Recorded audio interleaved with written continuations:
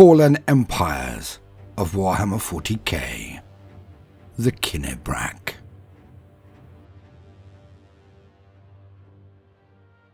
Welcome, gentle listener, I am Baldermort, your faithful servant, and I wish to introduce you to the forces, factions, and faces of the Warhammer 40k setting, the grim darkness of the far future, where there is no time for peace, there is only time for war.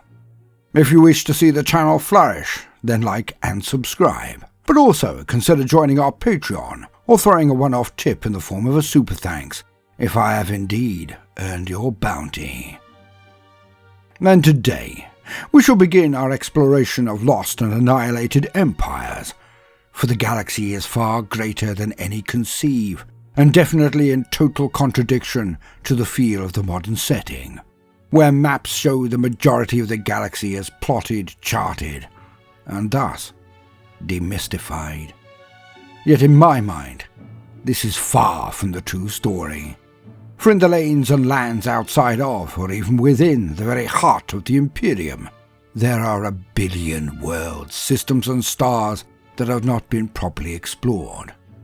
The darkness that waits there is unfathomable in scope, and let us all admit that although the earliest iterations of the setting were far more tongue-in-cheek, and it remains a universe built to explore fear, cruelty, and horror, the darker side of reality and unreality in the form of the warp. And the history of the galaxy can be covered in huge brushstrokes, as even I have performed at times, yet these broad strokes tend to eliminate the myriads of details, histories, and nuances that make this a living, breathing setting. The feeling of the rogue trader can never be ignored, as it is the bedrock of the whole.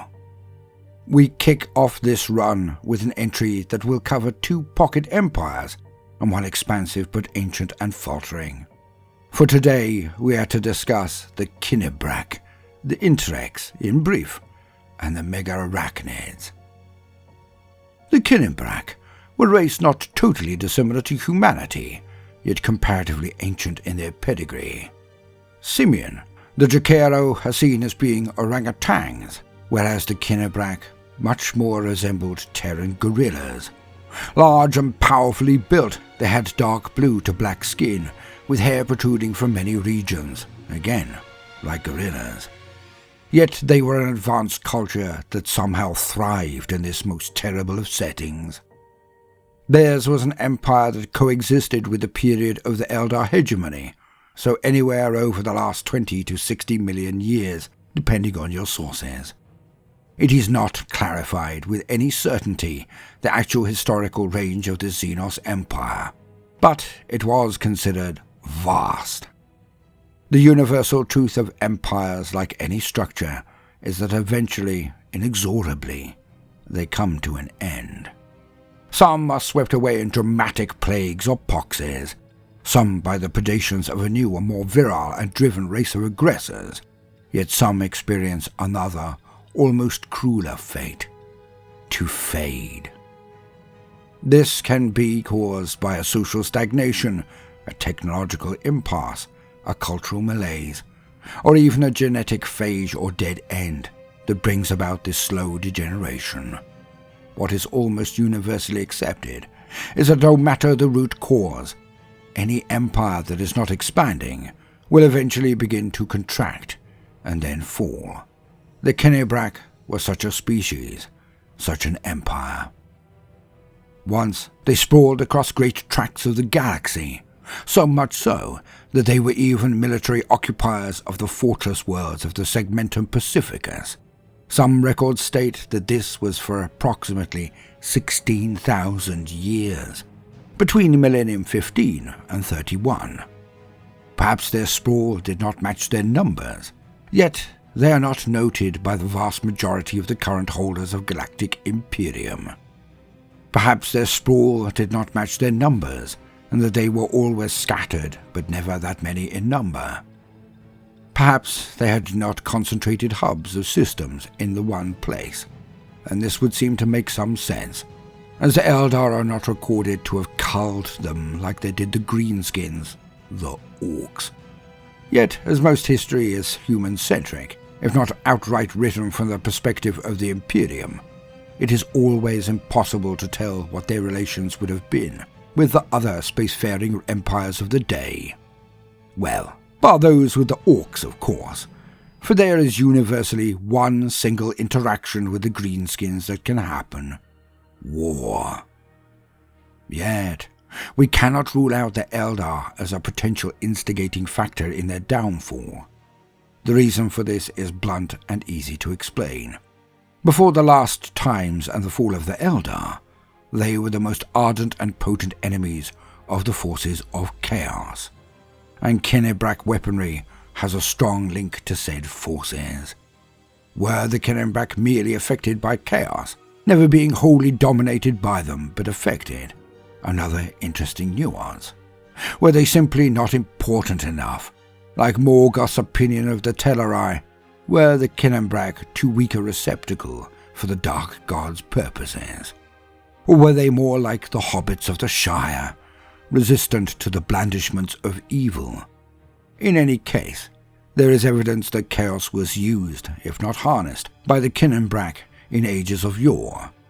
They once used a process called spite forging to construct weapons, for it was a Kinebrach blade, the anatheme, that Erebus stole from their museum, the very same blade that was so full of chaos power that its touch, its bite, near slew the greatest of the Primarchs, the War Master, Horus Lupercal himself. And this sort of thing would not be tolerated by the sons of Eldinesh, the Eldar. Perhaps the Kinebrach were smashed by the Eldar at their height, but it is not noted in their history, so it is more likely that one of the other culture killers was in play, ennui being the most dangerous to any, of course. No matter the cause, eventually, the Kinebrach retreated and their peoples and planets dwindled. It was at the tail end of this process that the Kinebrach stared down the barrel of an ultimatum: change or die. The last vestiges of the Kinebrach Empire encountered a rapidly expanding human civilization. No, it was not the Imperium, not then. It was the Interex. The Kinebrach fought the Interex for over a century, 100 long years of grinding conflict. Yet, they failed. Their technology was even more advanced than that of the Interex, definitely more advanced than that of the Imperium, but it was not as honed on war. The Interex was one of the many human civilizations that had somehow made it through Old Night, the Age of Strife. They did not have active STCs, which were probably destroyed during the cybernetic revolt, yet they were not the Mechanicum, and had no strictures or cultural prohibitions against technological advances. The Interex adapted to the actions and technologies of the Kinebrach, as humans always do, and they brought the Kinebrach to their knees. But unlike most other human populaces, the Interex not only offered the Kinebrach clemency to permit them to live, they also allowed the Kinebrach to join with them. One of the many conditions that the Interex humans placed on the Kinebrach was to prevent them from wearing or creating weapons outside of a time of war, and also to cease their spite forgings. The weapons used by the Kinebrach while working with the Interex would be born of technology alone. Perhaps this move was what saved the Kinebrach in more ways than one.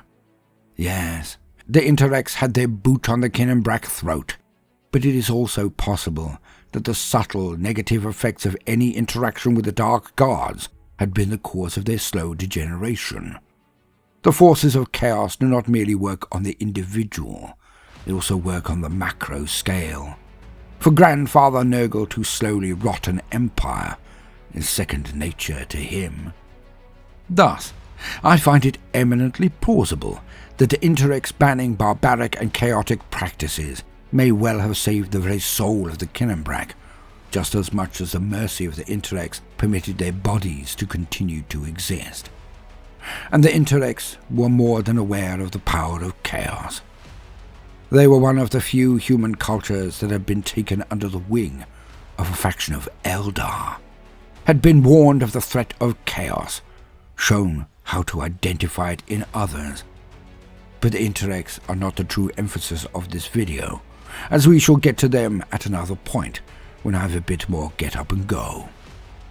The Interex now contained the Kinebrach, using their warriors as shock troops and their technology to make a paradise of the Interex worlds, the sum of the two species and perspectives being so much stronger than the constituent parts.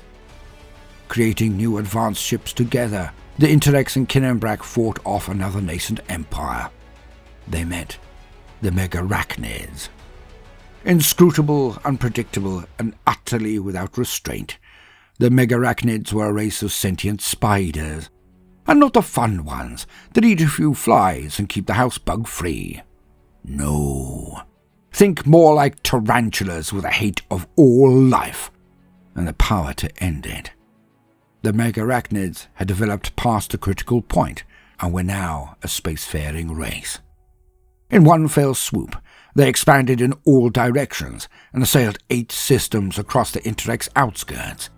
Where they were victorious, the Megarachnids consumed all, claiming a world and altering it rapidly to their own requirements, giving mercy to none. Yet, they were a young race, and had little experience in fighting wars against other spacefaring species. The history of the Interex-Kinebrach confrontation gave them a wealth of experience which they then deployed to smash the Megarachnids. The combined martial power of the Interex swept the Megarachnids off every world and chased them back to their home planet, the one named by the Imperium as Murder.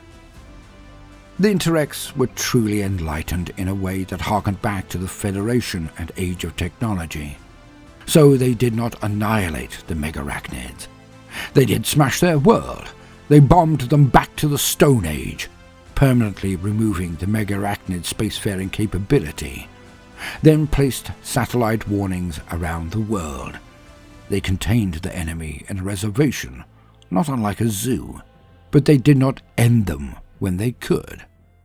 Alas, the Kinebrach and the Interex came into contact with the Imperium of mankind in the form of the 140th Expeditionary Fleet of the Blood Angels, which then brought in the Emperor's children, and finally, the War Master himself and his 63rd Expeditionary Fleet. Exactly what happened then, I shall explain in a future video, for it is quite interesting, and set the roots for the Horus Heresy. But the Kinebrach, after all this time, shared the fate of their Interex brothers.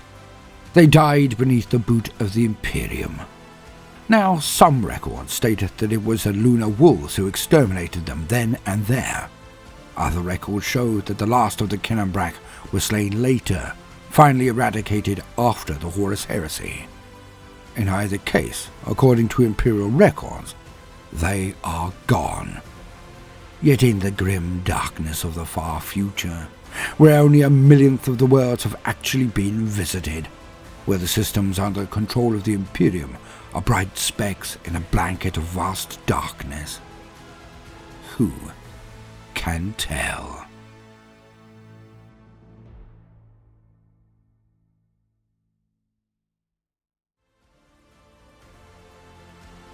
I have been Baldermort, your faithful servant.